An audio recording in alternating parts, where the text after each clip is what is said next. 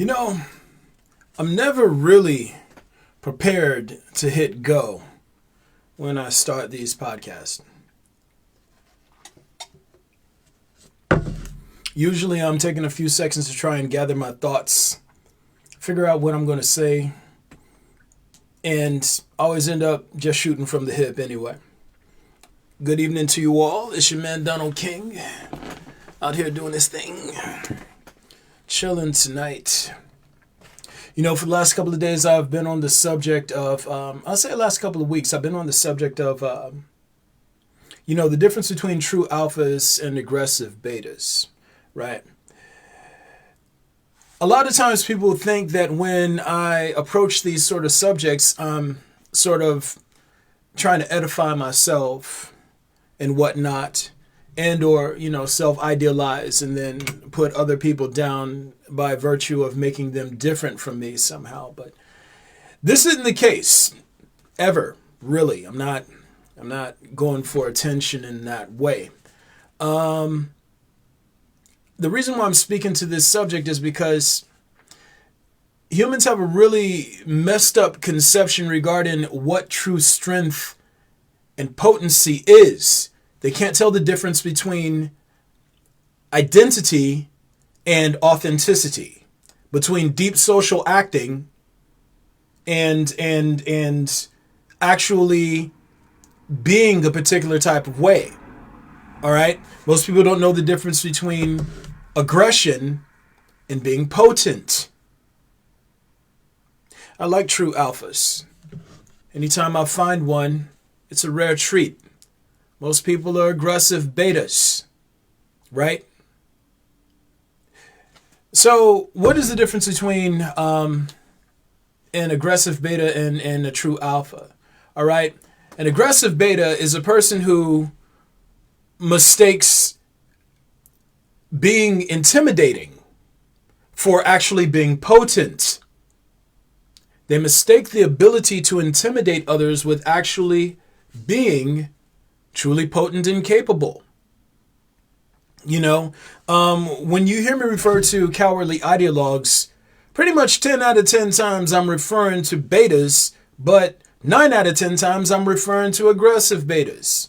These are the individuals who think that they're going to make the world conform to their inner story, and who idealize authority and idealize control, and who are too scared to face reality on its terms and adapt to circumstances in real time. Conversely, a true alpha is just a natural leader. They're a natural pace setter. They're the ones who people fall in behind as they march towards a goal or into the future.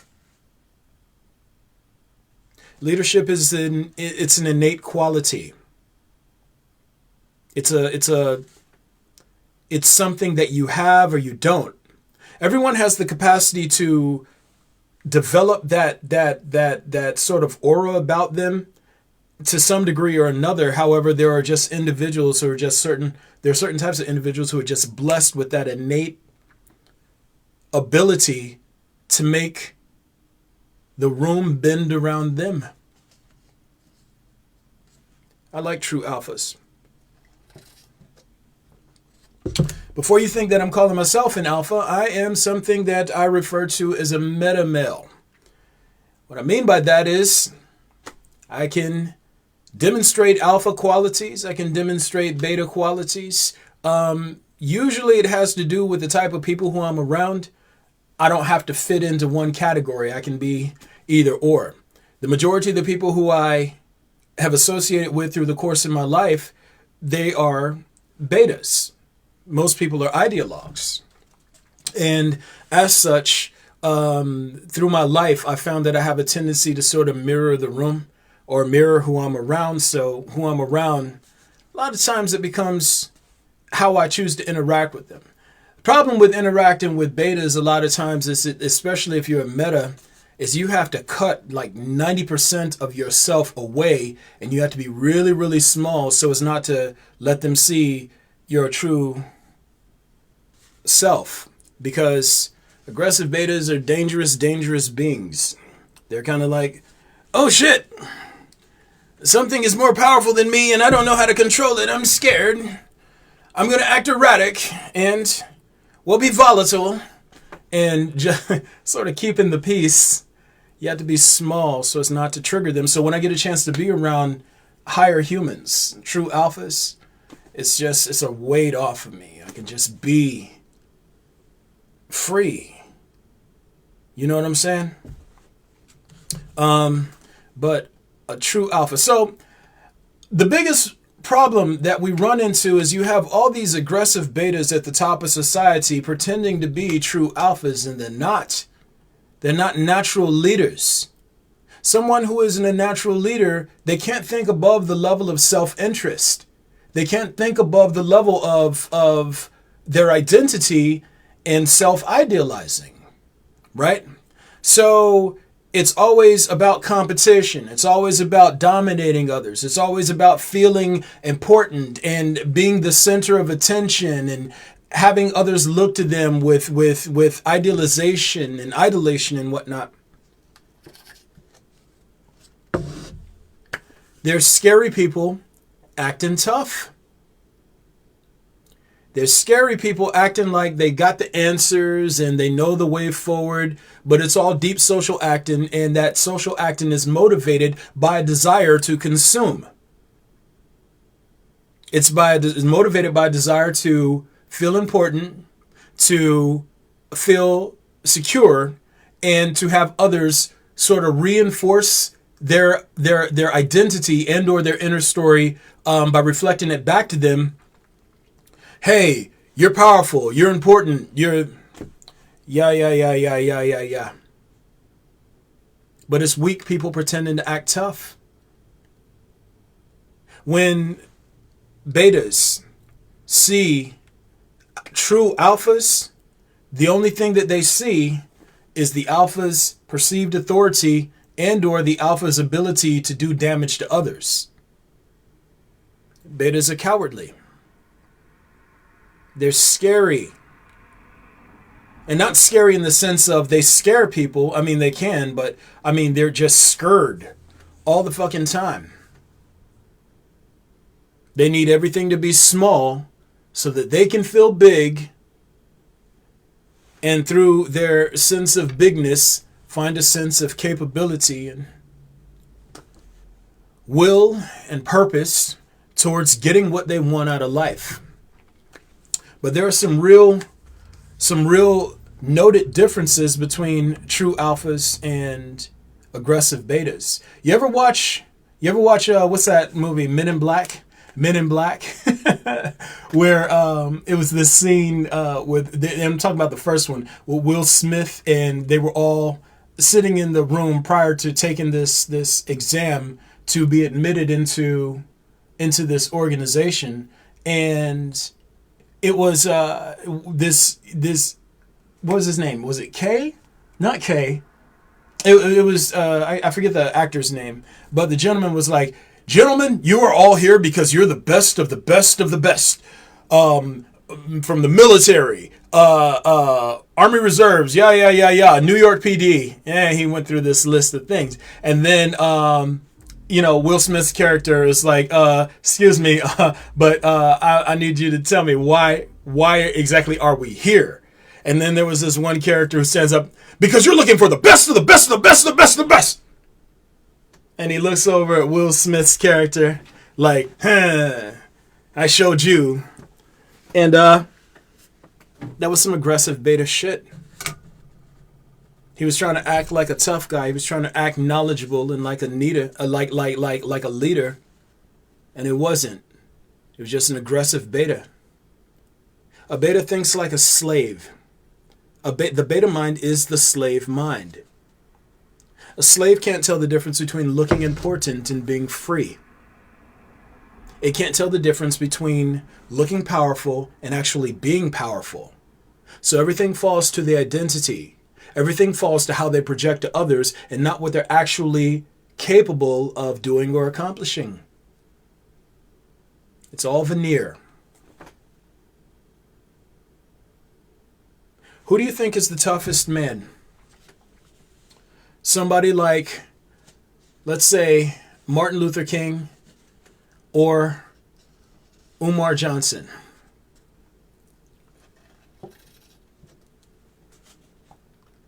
Who's the tougher? Who's the alpha and who's the aggressive beta? And I'm not hating on Umar, but at the end of the day, one has a very potent identity. The other was a very potent individual. Two completely different things. You can be charismatic.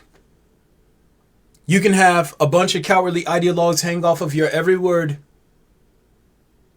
You can seem powerful and sure of yourself, but at the end of the day, you try to force your will onto the world. The world doesn't bend around you. Most people think that true alphas are supposed to be aggressive. Bullshit. The men who changed the world, the men who the world bend to, never have to fire a bullet or swing a fist.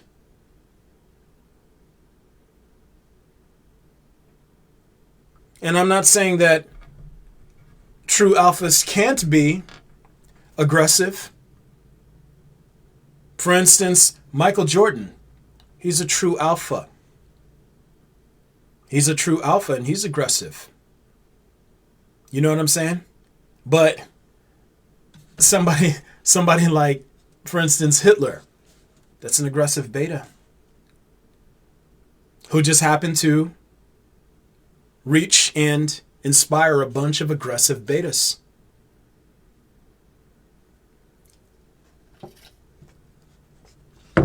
Brother, I'm sorry the word!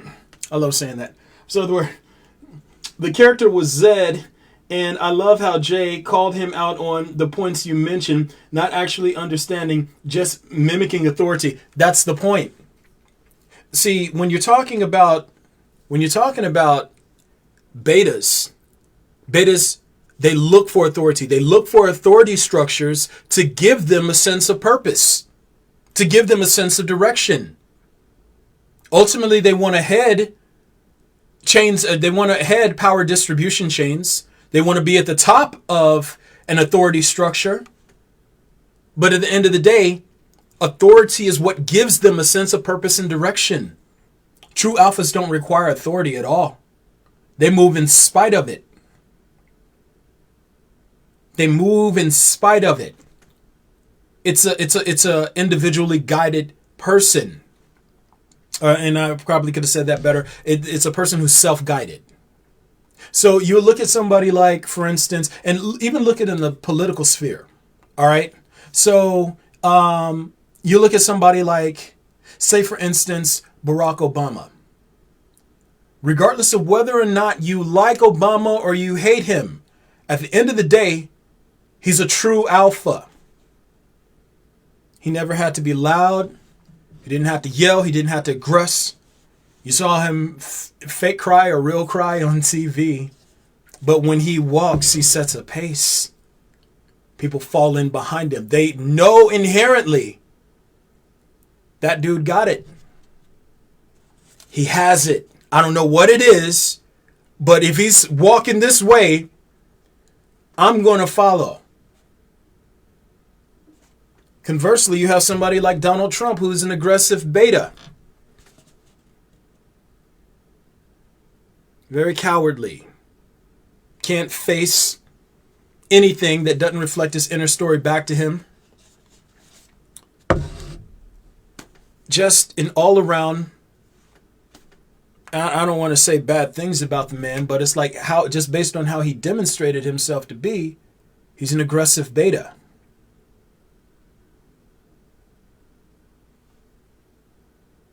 Aggressive betas appeal to aggressive betas. Aggressive betas appeal to aggressive betas. You know what's even worse? Aggressive betas hate true alphas. I mean, like I said, I'm a meta myself, and meta can go above the level of alpha, so I'm not tripping off it like that. But I'm always most comfortable around true alphas. I don't have to be small because they're good in their own space. They're good in their own spirit. They don't need others to be small for them and take up a tiny corner in the room so that their ego can breathe. The true alphas are always walking in their own lane.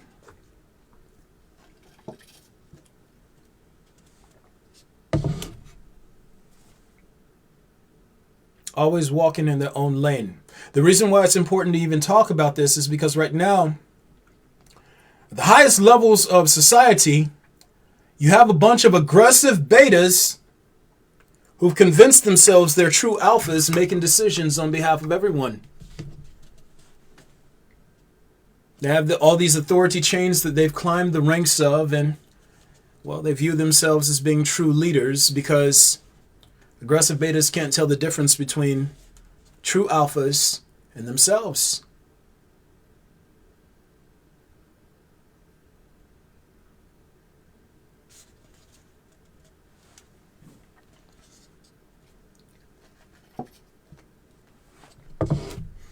Aggressive betas are narcissistic.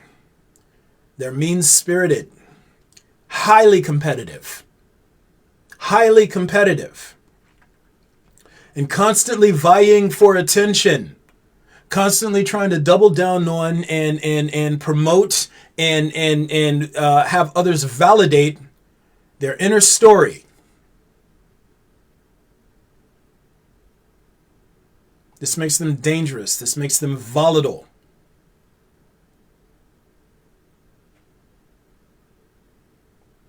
You give an aggressive beta anything, and they're going to figure out how to turn it into a weapon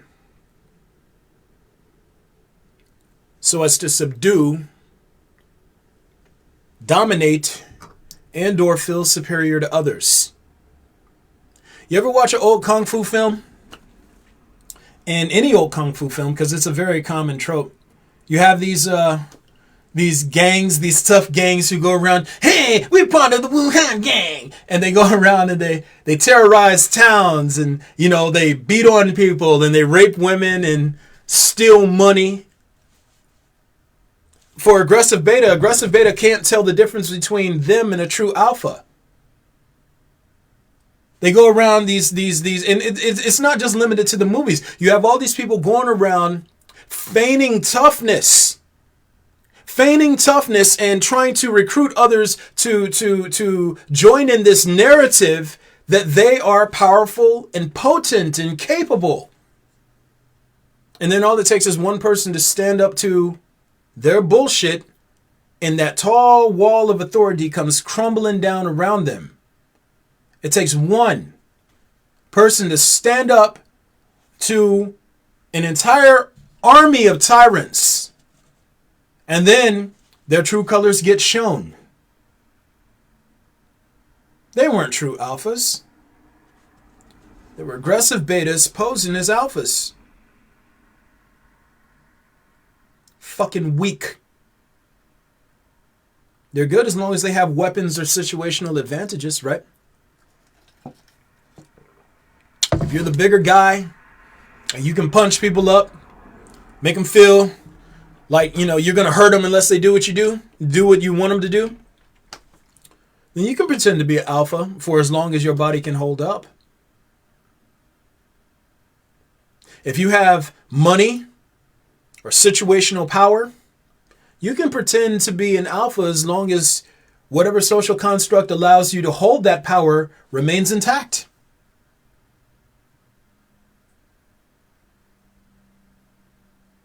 But when the chips fall, your true colors get shown.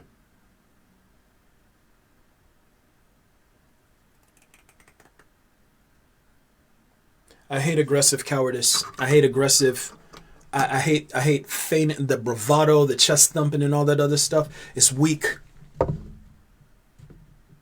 It's weak. I hate cowardice, period.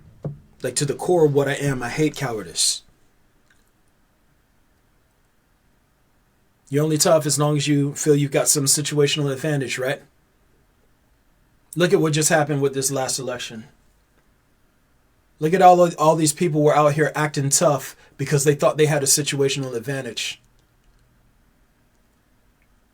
And then the very second that it's like, they get that perceived power stripped away from them, they go right back into the shadows. Weak. All that bravado, all that chest thumping for what? Who's the more powerful person? The one who forces their will onto others around them? Or the one who everyone just falls in behind?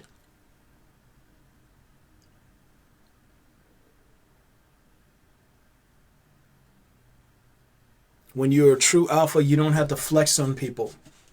I mean, you can, but that's not even the point of it. A true alpha is a true leader. In order to be any sort of a good leader, your eyes can't be on you. You can't be so fixated with your fucking identity that you fail to notice all the things that you need to accomplish.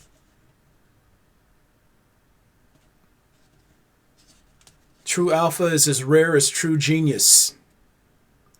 You have a lot of people out here who can fake genius. They're good at navigating through knowledge systems and shit like that. They have gifts that are limited to the realm of idealism, but get them out of the realm of idealism and into reality, and all of a sudden they're stuck, they're frozen. Why? Because they're not true genius. They're not true geniuses. In the same way that these fake alphas, these aggressive betas, they're good at mimicking alpha qualities and traits all the way until you get them outside their realm of influence, and all of a sudden they go back to being scary, right? Not true leaders. Oh, we got brother Armando Marrero. I love that last name. Let me see. I have a strong personality, but I also am self-aware enough to defer to those who have information I don't. I don't always have information and have enough self-awareness to know I don't. However, the alpha beta thing is made up by societal creation. I also hate violence and cowardice. Yeah, you know what? I will say that to a certain extent, it is these ideations. They're social constructions to some degree. However, I mean, it becomes very evident when, and from an experiential viewpoint, it becomes very evident when you're in the presence of someone who is a natural pace setter, versus someone who tries to set the pace. Some people just walk and others fall in behind them. And in the same way that it happens in the animal kingdom. Like some certain animals, they just rise to the top of a pack and it just becomes understood. Hey, this is the pace setter. This is the one we follow behind. But yeah, human ideals of strength and potency are mad fucked up. They're way off target. Most people think what makes an individual potent and capable is their ability to do violence. Hey, I can hit you with financial violence. I can hit you with physical violence. I can hit you with embarrassment. I can hit you with this and that because cowards fucking love weapons. Again, a beta it's the slave mind. Slaves think in terms of domination and submission. They think hierarchically. And just using slavery here in America, like, okay, so imagine it like this. Imagine you were on a plantation, right? Imagine you were on a plantation and someone says, hey, I'm here to give you your freedom, but you got to take a little bit of risk and we're going to get you there. I'm here to get you your freedom, but you got to take a little risk to get you there. The slave mind wouldn't even know that it was a slave so long as there was someone for it to feel superior to. A slave doesn't know it's a slave so long as there's someone or something beneath it. So you'd have people who were in the house and they would be like, oh man, what you talking about? We good. We good. We don't need any freedom, because their sense of freedom would be tied to how they saw themselves in relation to someone lesser. And this is the way that betas think. Betas don't care that they're slaves so long as they get to feel superior to someone else. As long as there's someone beneath them, they're okay with it. It kind of ties into how the justice system works here in America, legal justice system works here in America, and why so many people fight for sort of like there were so many people who wanted slavery to come back and things of that nature, and so many people who join up in these racist organizations. They hate black people and they want to bully black people. What's really driving their mentality? I mean, if you outnumber black people 5-1 in a country and you outpower them and you outgun them, what could be your motivation towards wanting to keep them down? You want to have somebody to feel superior to. You don't want to stand up to who or what is actually oppressing you. Instead of standing up, you'd rather punch down. You don't mind getting raped by the system and taxed to death and starved to death and being charged exuberant amounts of money for utilities and for fuel and things of this nature. You don't mind that so long as you get somebody to feel superior to and or to take your anger and frustrations out on. That's the slave mentality. Hey, master whipped me at the post, but it's okay because I can beat on my women and children. Hey, my parents beat on me at home, but that's okay because I get a chance to take my anger and frustration out on this little kid over here. Slave mind. Aggressive beta. Not potent, not capable. Only good for narcissism, competition, and aggression. Minimal skills beyond that.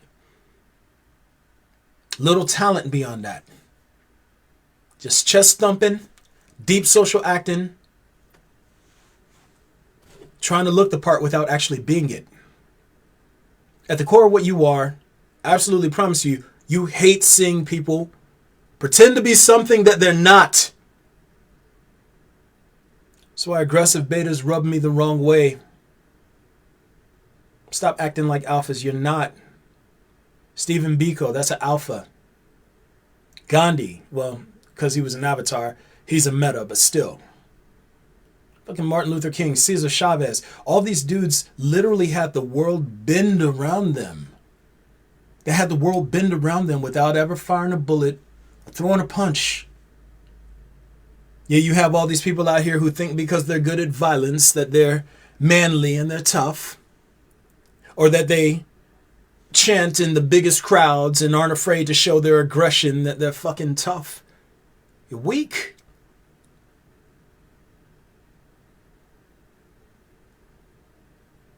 Aggression isn't the tell sign of a true alpha. And another thing, being decisive, impulsive, that's not the tell sign of a true alpha. Alphas can fall back and observe. They're not so given to their own experience and satisfying that their inner senses of justice and desire that they can't fucking be malleable and adaptive. And again, I'm saying this is a person who actually gets a chance to interact with real alphas. I love being around people who are truly settled in who and what they are. But, you know, these aggressive betas, man, they're running the world into the ground. Trying to act like leaders that they're not. Trying to act like They have information that they don't and understanding that they don't. All that bravado, all that chest thumping for what?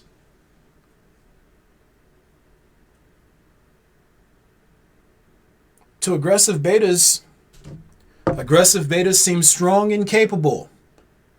To someone who's not lost in that frame of thinking, to someone who isn't limited to that fucking like tiny, tired ass mental headspace or however you say it, it all looks pretty fucking pathetic. It looks pathetic.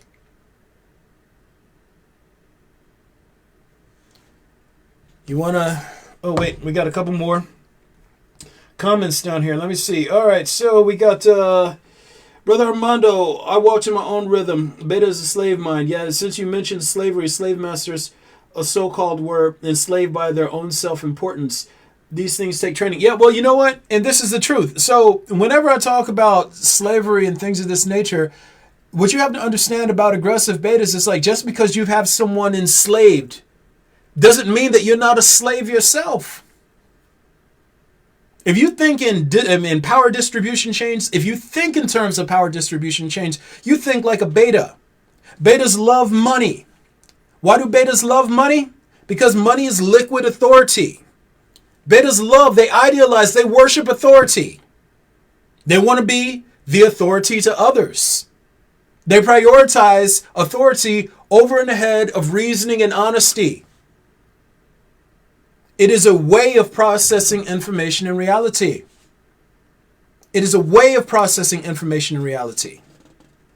It doesn't matter where you sit in a power distribution chain. If you think in terms of authority and hierarchy, you're necessarily a beta. Period.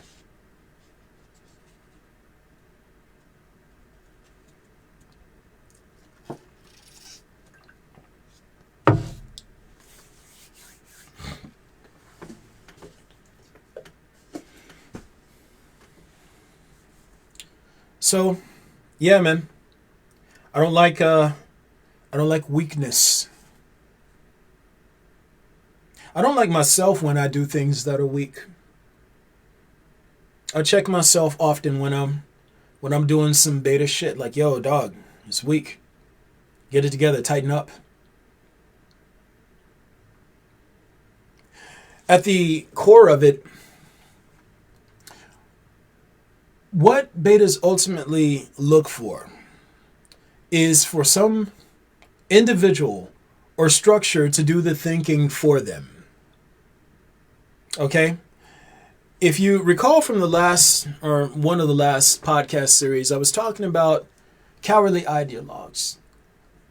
Cowardly ideologue is a person who allows their feelings or their beliefs or authority figures or formulas or methodologies or anything basically other than their own brain to do the thinking for them. You want groups to do the thinking for you. If you're an ideologue, you want groups to think for you. You want trends to think for you. Anything to avoid using your God-given brain.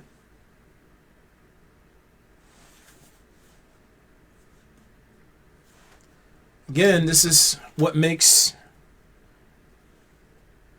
aggressive betas so dangerous. They want the power to think for others.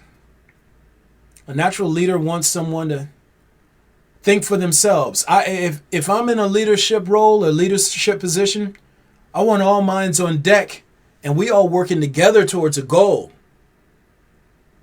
I don't need you to shut up and stop thinking for my benefit. I don't need to look important or flex. We just need to get her done. It's that simple.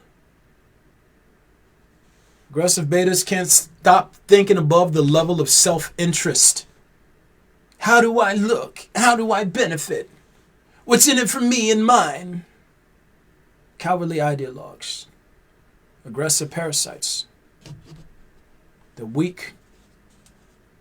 Behind all that bravado, all that chest thumping, cowardice.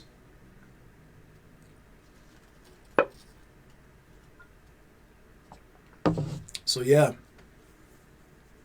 I have a deep disdain for aggressive betas posing as alphas. You're only tough so long as whatever gives you an advantage remains intact. Once it gets taken away, you go right back to being scary again. You don't face uncertainty chin up, chest out. You want to look for somebody to transfer your feelings of unsettledness, insecurity, and uncertainty into. You like to capture false power because you're too chicken shit to stand in the face of uncertainty and to gain a real sense of power. You're too scared to face reality. So you'd much rather hide in your identity and try and drag everyone else into that inner turmoil with you.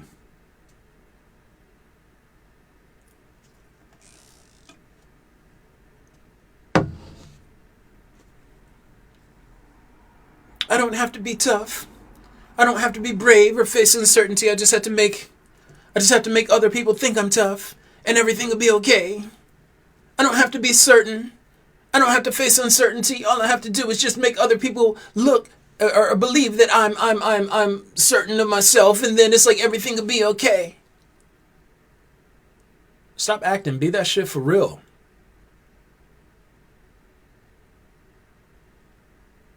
Be it for real.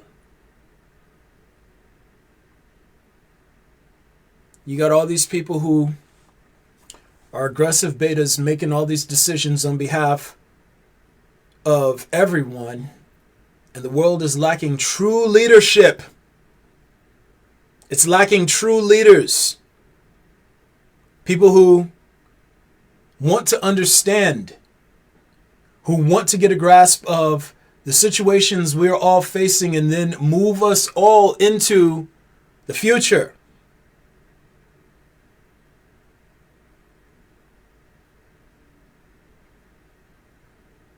A bunch of weak, selfish people pretending to be sure of themselves and convincing a bunch of weak, selfish people that they are, when in reality they're not.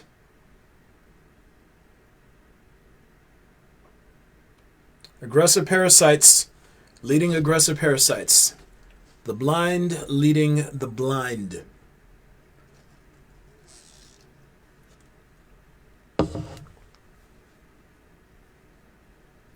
Got a couple more comments down here. True martyrs put their lives on the line. I'm going to say this, brother Armando. I don't even know if it has to do with martyrdom. You know what I'm saying? When there are bigger things to accomplish, when you're a leader, martyrdom is secondary to accomplishing the task. Like, I've never seen any real leader, any true alpha just be like, hey, I'll throw my life away. I'll die for this cause. No, it's not necessarily dying for the cause. It's more along the lines of accomplishing this is bigger than me. The impact that needs to be made here is bigger than the value of my life. So if my life comes to pass, or my life is lost in the process of trying to get this thing that we all need, it's another step in the process. Being a good leader is deprioritizing yourself in the grand scheme of things. Which is what makes aggressive betas so fucking terrible as leaders. They're not leaders, they're authority figures. They can never think above the level of self-interest. And as such, they end up dragging everything down, trying to take care of themselves first. Cowardly ideologues. The blind leading the blind. Martyrdom, I wouldn't say, I don't even know if that's a thing. I think that when you're a real leader, and being a real leader, and I have to stop myself as I say that, in my view, and I'll say that, I'll qualify it as such, in my view, being a real leader is very much like having a relationship with a bunch of people. Your concern isn't your experience within the relationship, but instead sort of monitoring and taking care of the system of interactions that facilitate the relationship. So you do what needs to be done in order to make things work. You in order to be a good leader, you can't view yourself as the star. There is never a scenario in which an aggressive beta isn't trying to be the star. There's never a scenario in which they're not trying to capture authority from others or assert authority against others or trying to be the authority. There's never a scenario in which they don't centralize everything around them. Which is why they fucking suck.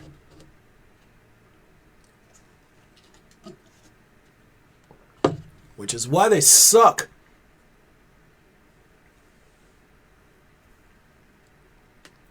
But I'm sorry, the word. Let me see. If an alpha bends the room they're in, how do they identify which rooms to stay in? That's a great question, man. I don't know. I don't know the answer to that. And I'll say it like this. I think the room would tell them. I think the room would tell them. Like, if you know that you're in a room full of aggressive betas, then, you know, I'm kind of at a disadvantage here because I'm sort of speaking like kind of like from a meta standpoint. So it's like if I'm in a room full of aggressive betas and I see everybody barking for attention and trying to steer all the attention to them and trying to assert authority and all this other stuff, after a while you just sit back and you just sort of read the room and you're like, yeah, I need to be in a different room. I need to be in a different room because there's nothing I can do or say that's not going to trigger them. There's nothing I can do or say that that isn't going to make them feel insecure and uncertain and start trying to assert authority. And in the process of trying to assert authority, start creating calamity and imbalance and everything, just trying to feel powerful and potent. Yeah, I need to be in a different room. So again, I love being around true alphas because when you're around true alphas, they're never scary like that. They're never scared. They're like, yo, hey, I'm in the presence of I'm in the presence of another powerful person. But I'm cool because I'm potent in my own right. And it's not even a contest. Let them do their thing. I'm going to do my thing. You know what I'm saying? Brother Armando says, poor choice of word. It could be, but I mean, shit. I don't even know how dialed in I am on this podcast right now. I'm just talking it out, man. Just talking it out. So, yeah, that's ultimately what it boils down to. Aggression in the tail sign of a true leader. Aggression in the tail sign of a truly potent person. The most potent people in the history of this planet made the biggest impacts with the least amount of violence and the least amount of coercion and the least amount of effort to try and impose their will on others. Y'all's conception of power and potency is way fucking off base. It's off base. Like, you need to refactor that shit quick. The most dangerous people are those who confuse violence and the capacity for violence with potency. Who's the more potent man? The one who beat 50 guys in a boxing match? Or the one who actually changed the entire world and made it a better place for everyone? Who's stronger? The one who took thousands of punches and kicks in order to change the world? Or the one who looks the most important and or who has the greater social status? Who's the more potent individual? The one who has all the money, the wealthy man, or the one who sacrifices everything and lives a life of poverty just to make the community around him better? There's an old saying, and I'm just going to have to paraphrase it here, but it's not even a saying, it's like a little parable. Man was planting date trees, planting date seeds, and someone asks him, why are you planting those date trees? They'll never bloom in your lifetime. He's like, I know. That's why I'm doing it. This isn't for me. This is to make things better, period. Down the road, if no one is doing the work for tomorrow, then we might as well quit today. Of course, I'm paraphrasing that, but still. Y'all's conceptions of strength and potency is way off base. Refactor that shit. Yo, I'm going to go ahead and get off here because we are nearing end. Y'all already know what this is. I'm on Facebook Live, obviously. That's where I'm shooting this. I'm on Facebook. You can find me on Instagram. You can find me on YouTube. Those are my handles right there. You can catch me at on Medium too. It's like I write pieces that I posted that. Also, if you want to join the Patreon family, I am Avatar Cycle XIII. That's Avatar Cycle 13. You can always also, and forgive me, I don't know why I'm fumbling through words today. You can also hit me up on Cash App if you get any sort of benefit from what I'm talking about through the day, and you're like, yo, man, let me bless my brother. You know, everything goes towards building this up to a larger platform. I want to reach as many people as I can while in this form. And yeah, man, it's like for all of y'all who join in and who participate in these discussions, I genuinely appreciate your time. I appreciate your consideration, man. Yeah, and there's something that I want to end this on. Something I want to end this on is this very simple principle.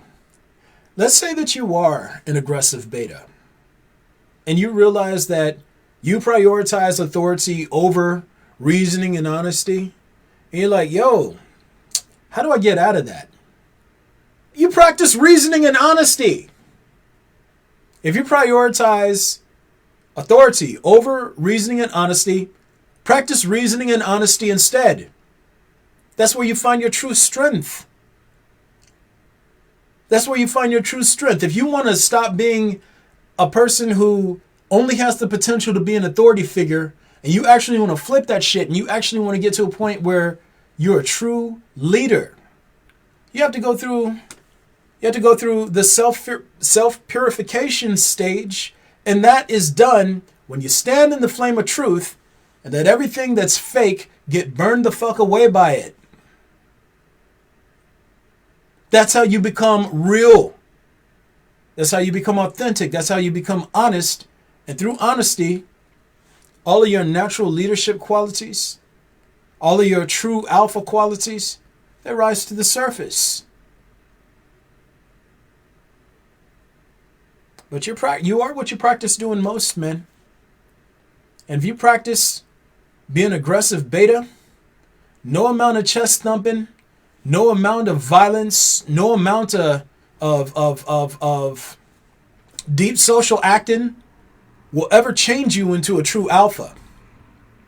Your strength will be limited by into whatever context you're able to flex in for as long as you're able to stay there. And then the second you're snapped out of it, you'll be broken.